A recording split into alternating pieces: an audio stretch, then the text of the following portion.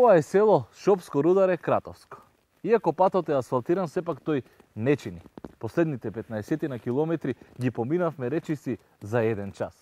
Но и покрај тоа што патот не е добар, сепак ова село за многу скоро време ќе се поврзе со целиот свет.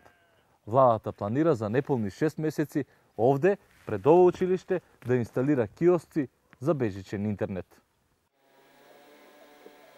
Ова е училиштето до 8 оделение. Овде за половина година ќе никне киоск со бежичен интернет. Пред 50 на години во селското училиште учеле над 200 деца. Денес во секој оделение има по едно или две деца. Дечиња е едно у школа што е. Од Шопско Рударе само едно дете има што оди во училиште. Тука, да. Сега владата планира да постави интернет ова. Зашто ви го користеле вие интернетот овде? Кога ќе ви постават интернет? Зашто? Не знам, доаѓаат од други села, деца, носат. Во Рударе има амбуланта, ама не работи, веќе 8 години. Нема доктор. Мештаните имаат проблеми со водата, но некако се снаоѓаат. Сепак, најголема мака им е патот. А патот, иако асфалтиран, навистина е дупка до дупка. Амбуланта има? Има, нема доктори.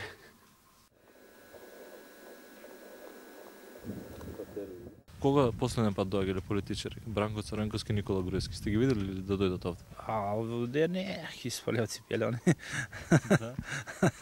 Не се доаѓале овде, што ќе прави село. Сашо Крстевски има 30 години. Без работа е. Тој е еден од малкуте млади луѓе кои останале во селото. Ова е неговата 18-месечна ќерка Николина, единственото бебе во селото. Моментално не работимо ништо. Натамо нама се граѓевино се бавимо, али нема работа пред државна Македонија толку. Што знам и тој што има нешто, не може да... Ова кратовско село е од разбиен тип. Овде живеат околу 100 луѓе.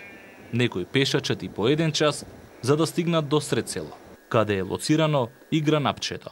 Струја има, вода има, основните работи ги има, така? Па добро, струја има, вода, секаде не, али луѓето тука се снаодат со вода, него патот е многу лош. Ископани се дупки и нема превоз. Во Рударе недостасуваат многу работи. Мештаните тешко се снаоѓаат и со превоз. Речиси да не пројде автомобил или пак комби, додека ние бевме таму. Шопско Рударе, толку блиску, а сепак далеко од цивилизацијата. Сведоци се токму овие столбови. Да, тоа е коридорот 8. Со него требаше да се поврземе со Европа. Сега има една идеја владата да става интернет, да воведе бежичен интернет. Зашто ви го користеле вие интернет? Па интернет може да користиме, имamo компјутер, имamo туја луѓе роднина наши компјутери сви, али нема интернет. Иако за овие луѓе приоритет е патот, амбулантата, превозот, па дури и водата.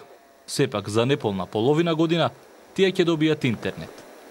2,5 милиони евра државни пари во наредните 4 години ќе потроши власта за да ги субвенционира економските оператори кои ќе инсталираат бежичен интернет по селата во Македонија.